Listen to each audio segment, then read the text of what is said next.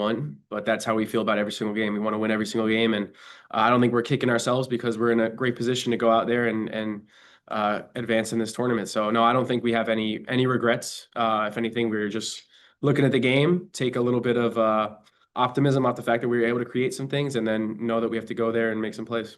What's been the preparation been like this week? Well, another week where we had a game in the midweek, so it's been very similar to how it has been. Just focusing on the next task at hand. As soon as the Columbus game was over, we were on to the Miami game, and the group that's going to go out there and start the game was able to get out there and train and just try and look at what we tendencies that we saw in the first game and try and apply them to this next one. Sure. Yeah. Alex, what kind of confidence, if anything, do you feel you got from being able to go on the road and get a late win against a team like Columbus going into this game? Yeah, we know that in this league, it's really hard to go on the road and get wins. It doesn't happen often. So for us to be able to do that for the first time in 2026, I think it definitely showed that we're able to do that and that we can. It's a repeatable thing that we're going to have to keep continuing to do if we want to be elite, as we continue to say. What would it mean for this team to advance in this competition?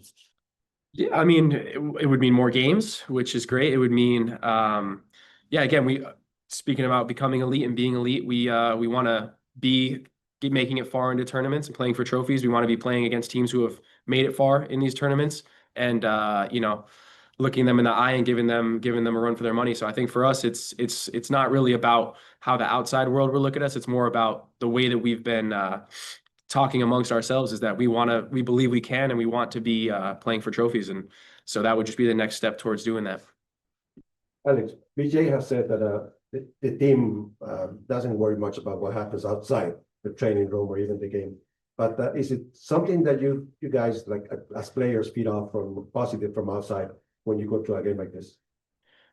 I think BJ is pretty spot on that we don't really worry about anything outside of the room. I think we've created a really good framework amongst ourselves, and that's the structure by which we judge how we're doing. And so we don't have to worry about what anyone else to say, whether they're saying great things about us or whether they're telling us we're terrible, because we know ultimately the things that we're trying to do, whether or not we're meeting those expectations.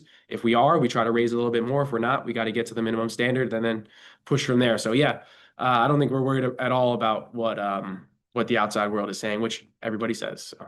Now, you're probably one of the players that has been able to start games with different groups, depending how BJ is planning each game.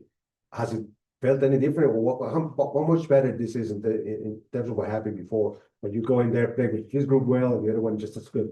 Yeah, I mean, I think that it shows the depth of our team. I think it shows I think it's a positive sign for the coaching staff that they were able to. Basically, whoever goes out there, that we all have the same kind of philosophy and the same kind of mentality and are able to put out a good product. And then for the players, that they're able to take that information and go out and perform and get results. I think it really helps that we have so many games, because with such a deep team now, we're relying on everybody. And I think everybody's happy as long as they're playing, and we've been able to do that. And just going off of that, Alex, your position changed a little bit this season compared to last season, and you're obviously a versatile player who played in multiple positions. But can you walk us through a couple of the differences between what you do on the pitch this season to last season, or is it just the same? I mean, yeah, there's nuance, but I would say that I wouldn't look at it season by season per se, especially because it's so early this season. But I think it's more based on the opponent, on tendencies that we see from them. There will be tweaks, and this year, I don't know how in depth I want to get on our tactics. I'm sure other teams have seen things, but yeah, I mean, defensively, maybe I'll be doing one thing, and then when we go offensively, there will be a slight formation shift, or we're pretty fluid in that way. And I think that comes from more time with BJ and the coaching staff, that we are able to now within games tactically adjust and do different things that maybe earlier it would be harder because we were just working on the base shape, and now we're able to be a little bit more flexible. So I think you'll see different types of things. Yeah. Maybe when the season's over, we can go over it. Exactly. Yeah, exactly. I think you're one of the few players who have been here since 2020. I know you came in halfway through that year, but maybe a couple of years ago, you guys were playing the Red Bulls, and I asked you, how does it feel playing the Red Bulls? And you're like, I just feel like a Nashville player. Yeah. Now, obviously, a couple more years through, how much more accountability and sort of leadership role do you take within this squad and within this club?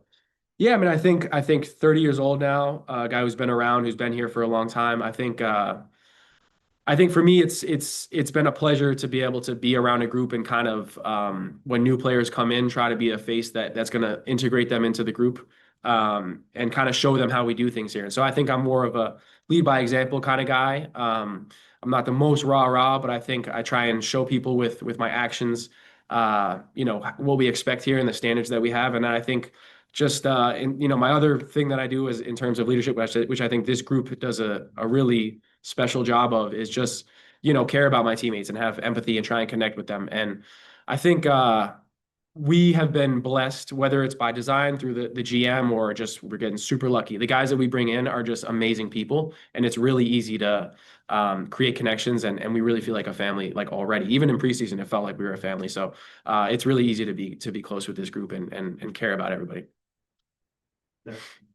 Alex, the game of tomorrow is a door to a possibility to have another title. Because as you go to the quarters, you maybe can continue grow up in this competition. Your expectation about? Yeah, no, like we said earlier, I think we know that the road towards title is going to be through good teams and teams who have had success. So yeah, for us, it's taking it a step at a time and focusing on the process to get to where we want to be, which is playing for trophies. So yeah, it's a great opportunity and we're all very excited for it. Alex, el juego contra Miami fue un juego rayando a lo perfecto. The last game to Inter Miami was for him like a almost perfect game. Mhm. ¿Cómo contener a Miami, que va a salir a proponer y a tratar de ganar en los primeros minutos? How to stop my Inter Miami when we know they wanna start with all the power to score the first minutes Y traerse el triunfo a casa. and coming with the victory to a home. Yeah, I mean, I think we've known through our history with them that the early minutes of the game are very important. We've had games where we have very early chances, and if you don't put them away, they can come back to haunt you because they have a lot of quality, and when they create chances, they're very efficient.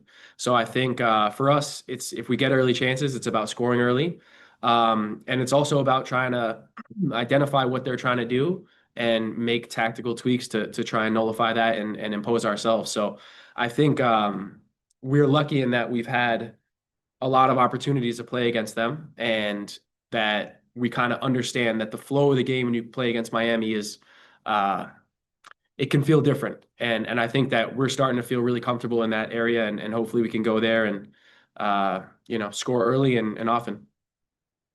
We'll go to Ben on the Zoom. Yeah, Alex, Valer asked a similar question, and if you prefer not to get into the weeds too much tactically, totally understand. I'm curious about kind of what he mentioned, maybe a different role where it looks like you pinch in kind of more into a midfield three out of possession. When you're doing that against a team like Miami, who have obviously Messi kind of liking to shade over to that side, and then even Tadeo Allende kind of threatening him behind, how do you kind of focus covering that ground while also kind of keeping the shape that BJ wants? Yeah, I mean, I think I think it's the good thing about the midfield three that we have really mobile guys in there who can cover a lot of ground. And so it allows us to use some of the strengths of our group, which is I think really high work rate, combative kind of guys, and try and battle and win the midfield. Messi obviously is a really intelligent player. He'll do different things based off of what he thinks is gonna hurt us the most. And if he's not in the game, maybe he'll drop down to that like our left side, his right side, almost left back or right back position for them. Sometimes he'll stand off sides and come back on sides. So it's not. I don't think it's so much about following him and figuring out what he's doing all the time. It's more just we understand that in different situations we're going to have to do different things, and then we rely on our principles to know what we're going to do from a collective standpoint. And then just looking back at some of the past games with Miami. You've in CONCACAF and last year's playoffs, you guys got a result in the home leg, and then ended up being eliminated in the away leg.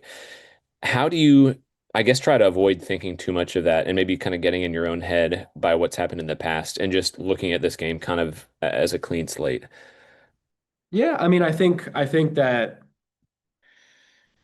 I personally don't feel like just because we've lost more games down there that means we have less of a chance of advancing in this tournament. I think in a weird way, obviously with the away goal rule, it almost helps us. If we score one goal, we tie 1-1, we go through. And so I think for us, we have a really positive feeling about this group this year and about the steps we've taken and the growth we've had, that we don't have to think too much about the past and worry about the past, because that doesn't really help us at all. I think it's more about what happened last game and the feelings that we had coming out of that game and how to apply them to the next game and even raise the level even more. Thanks, Alex. Thank you guys. Appreciate it. Thank you guys. Appreciate it. Thanks, Alex.